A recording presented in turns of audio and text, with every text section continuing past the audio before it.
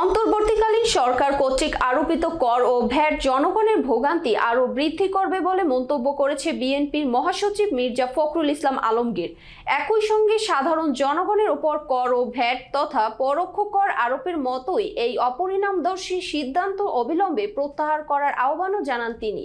শনিবার রাজধানীর গুলশানে বিএনপির চেয়ারপারসন রাজনৈতিক কার্যালয়ে এক সংবাদ সম্মেলনে তিনি এসব কথা বলেন। বিস্তারিত বাকি প্রতিবেদনে। মির্জা ফখরুল বলেন, সম্প্রতি আমরা লক্ষ্য করছি যে বর্তমান অন্তর্বর্তী সরকার চলমান অর্থনৈতিক অস্থিতিশীলতা তথা উচ্চ মূল্যস্ফীতির মধ্যেই 100টিরও বেশি পণ্যের উপর ভ্যাট এবং সম্পূরক শুল্ক আরোপ করেছে এবং কিছু পণ্যের কর অব্যাহতি তুলে নিয়েছে।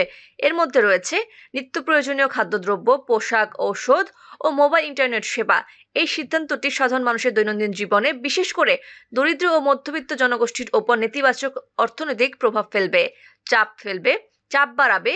তিনি বলেন, সরকারের বক্তব্য থেকে বোঝা যায় যে তারা চলতি অর্থবছরের বাজেট ঘাটতির প্রথম ধাপের 42,000 কোটি টাকা এবং পরবর্তী সম্ভাব্য ঘাটতি মেটাতে এবং ট্যাক্স জিডিপি অনুপাত শর্ত পূরণ করে আইএমএফ এর ঋণের জন্য এই ভ্যাট বাড়িয়েছে, কারণ বর্তমান রাজস্ব দিয়ে সরকার বাজেটের খরচ মেটাতে পারছে না। একইভাবে কিছুদিন পূর্বে সরকার 22,500 কোটি টাকা ছাপিয়েছে কিছু লুণ্ঠিত ব্যাংকের তারল্য সংকট মোকাবেলায়।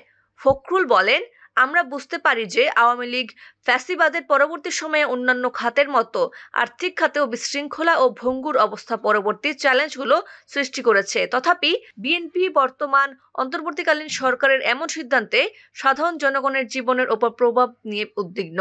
পতিত আওয়ামী লীগ সরকার গত 15 বছর দুর্নীতি ও লুটপাটের মাধ্যমে দেশের অর্থনীতিকে কার্যত ধ্বংস করে ফেলেছে।